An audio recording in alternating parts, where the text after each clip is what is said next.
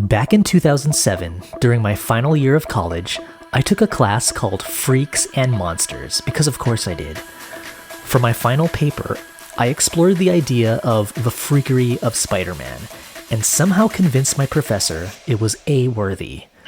Now, nearly 2 decades later, I'm dusting it off and sharing it with you. Let's see if it still holds up.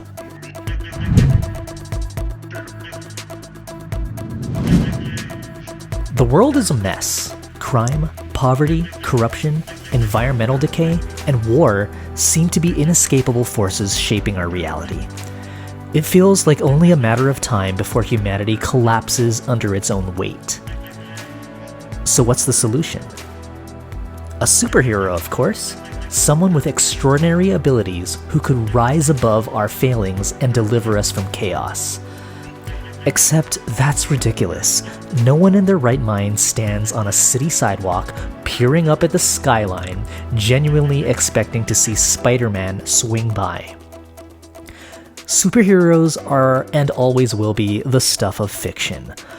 But what if they weren't? If a real-life Spider-Man emerged, how would society react? Would he be revered as a hero or feared as a threat? The paradox is that while superheroes inspire awe, their actual existence would likely unravel the world even further.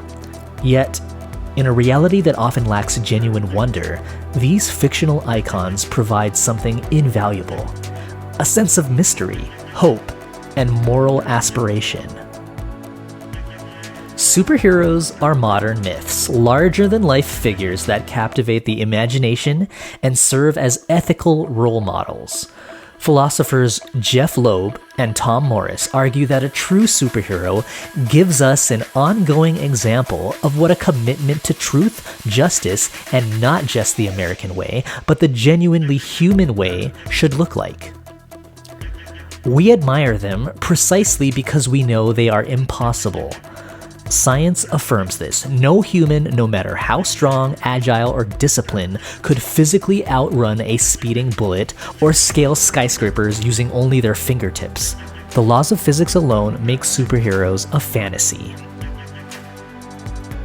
However, the real appeal of superheroes isn't their powers, it's their purpose. Take Spider-Man. Created by Stan Lee in 1963, Peter Parker wasn't an alien from another planet, a billionaire vigilante, or a government experiment gone wrong. He was just an ordinary teenager burdened with extraordinary abilities. His transformation into Spider-Man wasn't intentional.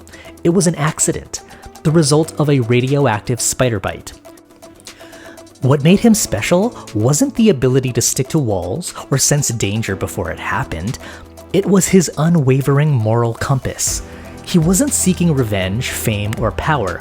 He was simply trying to do the right thing, even when the world treated him as an outcast. Spider-Man's relatability is what sets him apart.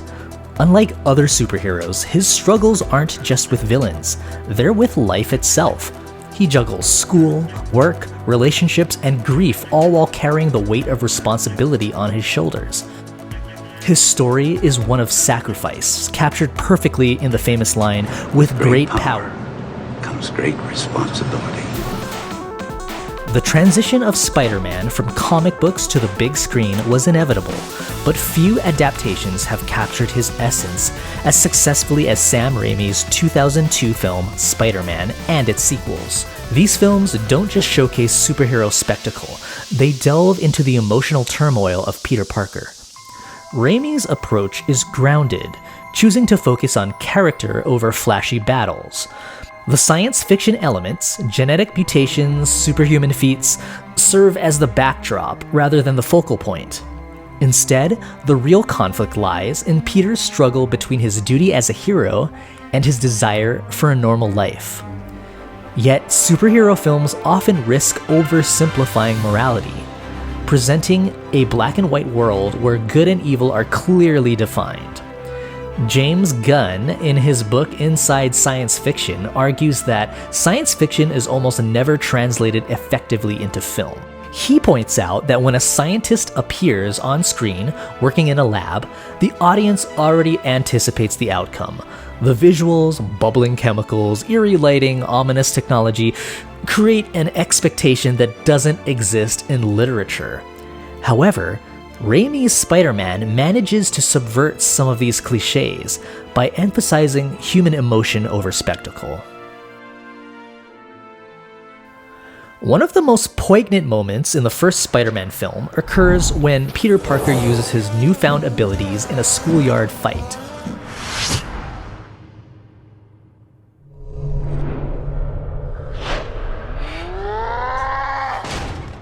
A once bullied nerd, he suddenly moves with precision, dodging blows with supernatural ease.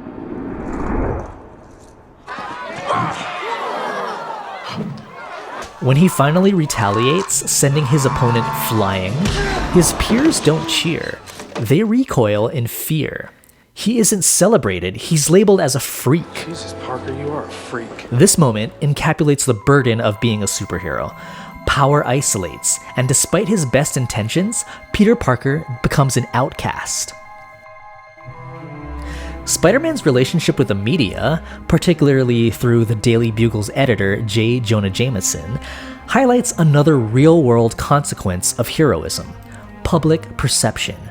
Jameson is a sensationalist, painting Spider-Man as a menace, not because it's true, but because fear sells. This mirrors today's tabloid culture, where narratives are often manipulated to generate outrage. As C. Stephen Evans notes, if the world of Spider-Man is anything like the actual world, then a consistent portrayal in the media as a villain is bound to have an effect in the long run. In Spider-Man 2, Peter Parker briefly gives up being a hero, believing that one person can't change the world. At first, his life improves, his grades get better, his relationships strengthen, and he feels at peace. But the city suffers, crime soars, lives are lost, and chaos ensues. Ultimately, Peter realizes that his powers aren't a gift, they are a responsibility. Christopher Robicod in With Great Power Comes Great Responsibility on the moral duties of the super powerful and super heroic raises crucial questions. Is he obligated to take up the role of Spider-Man? Is it right for him to deceive his friends and family? How should he interact with a public that distrusts him? These moral dilemmas make Spider-Man more than just a hero. They make him human. If superheroes were real, would we embrace them or fear them?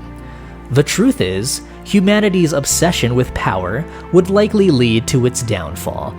If Spider-Man existed, countless people would try to replicate his abilities without the burden of responsibility. Governments would seek to control him, corporations would attempt to monetize him, and the public would turn on him the moment he made a mistake. His existence, rather than bringing peace, could escalate tensions, destabilizing an already fragile world. And yet, despite their impossibility, superheroes remain essential. They give us something to aspire to, reminding us of our own potential for courage, selflessness, and integrity. The beauty of Spider-Man isn't that he exists, it's that we believe in him anyway.